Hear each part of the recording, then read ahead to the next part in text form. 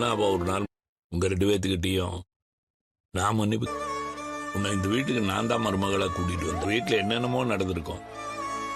ஆனா நீ அவள் உடற போறதில்ல.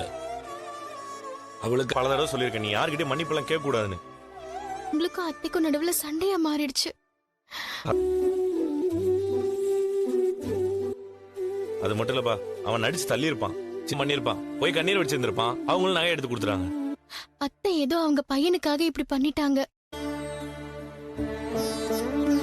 தெரிஞ்சிருச்சு. அதான் பார்லரமாவும் பணத்தை கொடுக்குறேன்னு சொல்லி பெருசு பண்ணிக்க வேண்டாம். நீங்க அத்தை கிட்ட எப்பவும் போல பேசுங்கம்மா. இனிமேல் அவகிட்ட என்னால் பேச முடியாது. பா என்ன பண்ணி எல்லா விஷயத்திலும் பொறுமையா இருக்கும். நீ அவகிட்ட எனக்கு பேச பிடிக்கல. எனக்கு அத்தை கிட்ட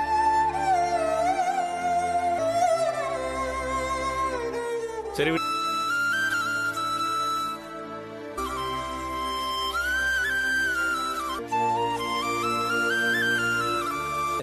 என்ன சாப்பாடு செஞ்சிருக்க? தோசை இல்ல இல்ல ஊத்துவாங்க. எனக்கு என்ன நான் மாடி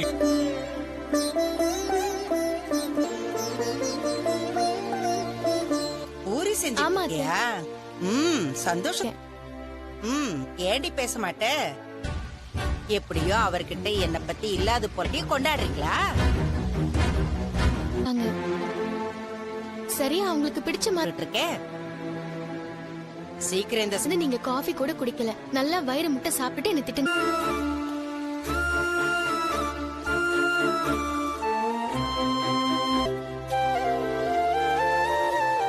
ரெடி, வாங்க சாப்பிட்டு போலாம்.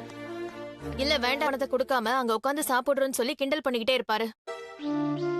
இந்த வீட்ல நிம்மதியா சாப்பிட கூட பயத்தா கையை தட்டி விட்டுட்டு வா. நல்லா பேச முடியும். பணத்தை கொடுக்கறேன்னு சொல்லிட்ட, அவனும் நம்ம கிட்ட புடுங்காம விட மாட்டான். இப்படி எல்லாம் பேசுவாங்கன்னு எனக்கு தெரியும். நம்ம போலாம், வா மனோ. வா. சரி வா. எப்படியும் பசியில இருப்பீங்க. கொண்டாடிட்டு இருக்காங்க. மனோஜ் சொல்லு ப்ளீஸ். ஆண்டி எங்களுக்காகவாது நீங்க வாங்கல. வாங்க சாப்பிடலாம்.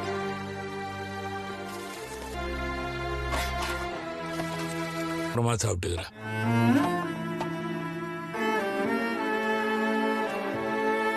நானும் ரவியோட ஹோட்டலுக்கு போய் சாப்பிடலான்னு பேசிட்டு இருந்தோம். மூட் அவுட் ஆயிருப்பீங்கன்னு நினைச்சேன். நான் எங்க அப்படி இருக்க போறேன்? வெளியில கிளம்பி போயிருப்பேன்.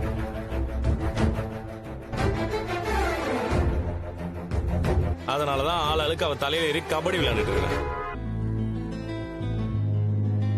யாருக்குமே வராது.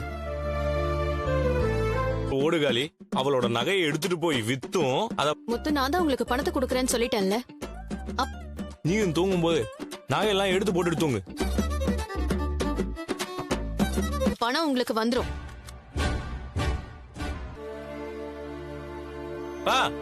அதெல்லாம் ஒண்ணும் வேண்டாம். பக்கத்துல தான் நான் போயிட்டு வந்துடுறேன். நீ கிளம்பு.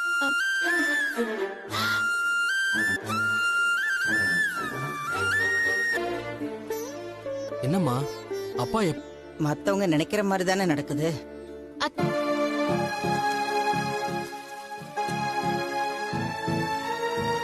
அப்பாவும் அம்மாவும் நம்மளாலதான் பேசாம இருக்காங்கன்னு கொஞ்சம் கூட கூச்சமே இல்லாம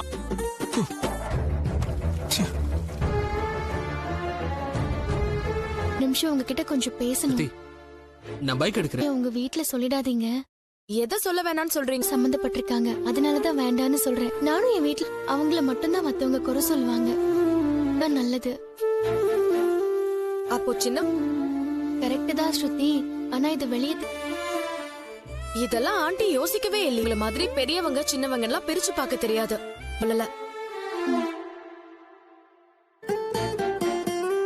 என்ன எப்படி பேசிட்டு இப்ப நல்லது பண்ணாளா இல்ல ஸ்ருதி கிட்ட நல்ல பேர் வாங்க? ஏன் ஒரு மாதிரி டல்லா இருக்க? பேசாம இருக்காரு. எனக்கு ஹெல்ப் பண்ண போய் அம்மா விஷயம் இவ்வளவு தூரம் போறதுக்கு நான் விட்டுருக்க மாட்டேன். தான் சொல்லிருக்கேன் எதையுமே என்கிட்ட இருந்து மறைக்காத அப்படின்னு. அது எப்படி திருப்பி கொடுக்கறது? எப்படியாச்சும் கொடுத்துதானே. இப்ப மீனாவோட நகையை வேற கொண்டு போய் வித்துட்ட. பணத்தை இன்சல்ட்டிங்கா இருக்கும். இது பாரு, ஃபர்ஸ்ட் எல்லாத்துக்கும் பணத்தை திருப்பி கொடுத்தே ஆகணும். உங்க கடையில இருந்து பொருளை ஏமாத்திட்டு போயிருந்தாங்கல்ல சார். நம்ம வாங்குவீங்க. அது திருட்டு பொருள்னு எனக்கு எப்படி சார் தெரியும்? பரவாயில்ல சார். இருங்க சார், இவர் எந்த விலைக்கு வாங்கினாரோ அந்த பணமா திருட்டு பொருள் தானே இவர் வாங்கியிருக்காரு. சார் அது என்னோட பொருள் சார். ஆனா நான் இவர் அந்த பொருள் விலையை விட காசு கம்மியா கொடுத்து தான் வாங்கியிருக்கு. இப்ப என்ன ரோகிணி பண்றது? சார் நீங்க நாங்க இந்த பணத்தை கொடுத்துட்டு பொருள் எல்லாத்தையும் வாங்கிக்கிறோம். இவர் கேக்குற 1 லட்சம் ரூபாவை நான் கொடுத்துறேன். நல்லதுமா. என் பங்க சார். ரூபா கொடுத்த பணம் கொஞ்சம் பேலன்ஸ் இருக்குல்ல, அதுல இருந்து இவருக்கு 1 லட்சம் பண்றது பாத்துக்கலாம் மனோஜ்.